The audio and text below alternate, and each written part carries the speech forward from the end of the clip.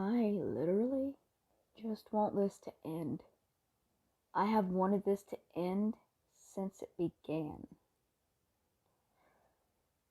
So I am going to be contacting the authorities with my therapist and our legal team, which is in place to help protect people like me with severe mental health issues. And we're going to see what we can do.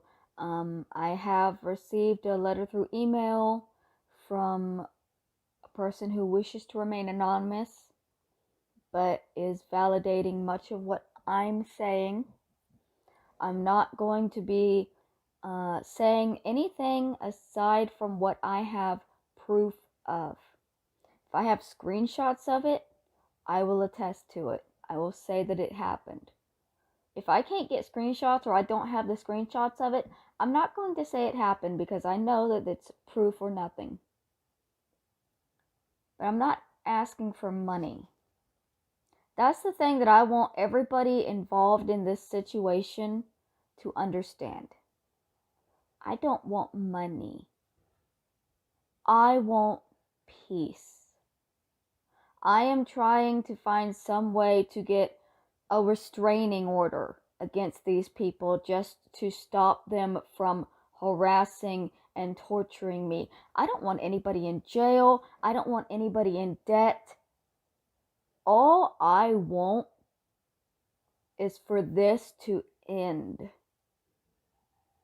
And it's sickening that it's not going to end until I take legal matters, which I have put off for so long. Literally because I don't have any self-worth.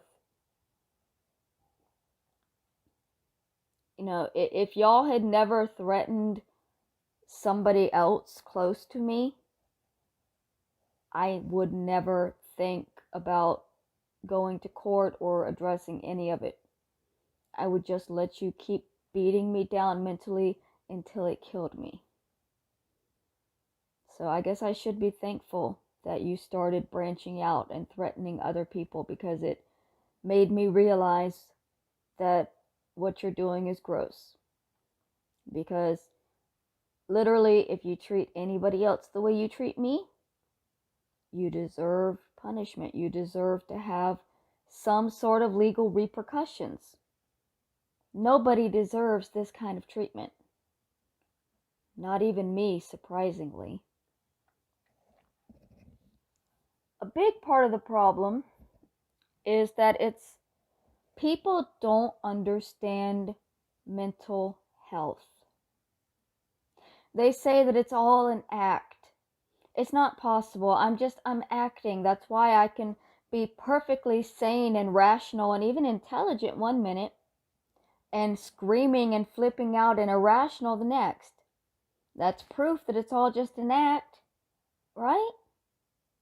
Except that that's exactly what mental health problems are.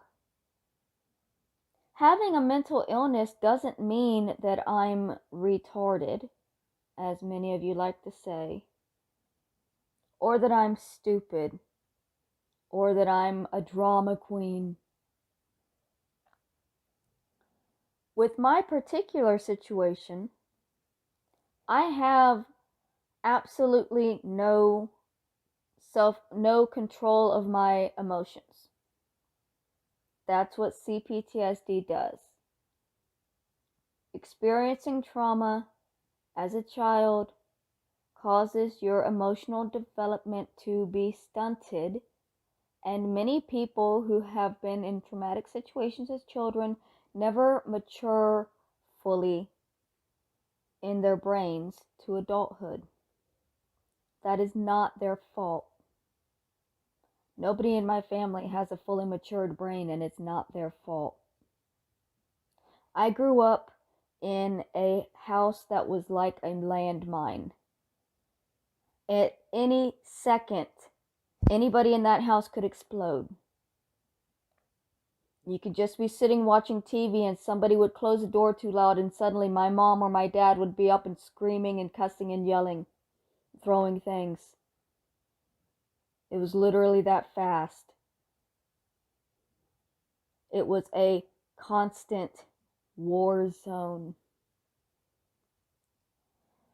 I did not have parents who had emotional control.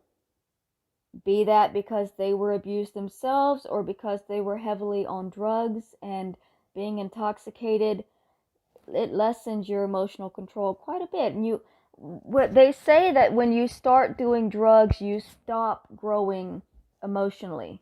So that's why many people who did drugs at a young age also have a difficulty maturing even after they're adults. The drug use stunts you. So my parents were already emotionally stunted by their childhoods, and they were heavily on drugs, and it was a madhouse. There was never peace. It was never safe. And that's the way I grew up. My older sister, she got in trouble at school so much that at one point they had her labeled as explosive rage disorder, which is literally you can go from 0 to killing somebody in a second. Now, I don't do that because I'm not violent. When I get upset, I go from 0 to there is nothing in this life worth living anymore. I feel very deeply that I have nobody, that everybody hates me, that nobody will ever understand me and nobody will ever love me. And that comes from the way I was raised. And I understand that the people that have been attacking me for the past couple of months, they don't believe any of this, and that is the problem. Because if anybody watched these videos believing me, they would see what was really happening. But if you're watching these videos thinking you're watching a movie with a really good actress and none of it's real, then you're never going to understand how much you're hurting another human being that is begging you to stop. I'm tired of begging. I'm tired of begging, and I'm not dying fast enough. And no, I am not afraid that my video playlist will cause me to be put in a mental hospital, because I am in therapy, I am on medication, I am in treatment.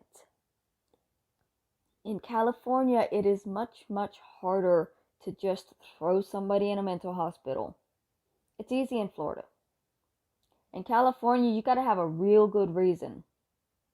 And me freaking out because I'm being triggered is not a good reason when I'm currently in therapy and currently speaking to people that are trying to help me work through it. My breakdowns are not going to put me in jail or in a mental hospital. They are a symptom of my mental illness.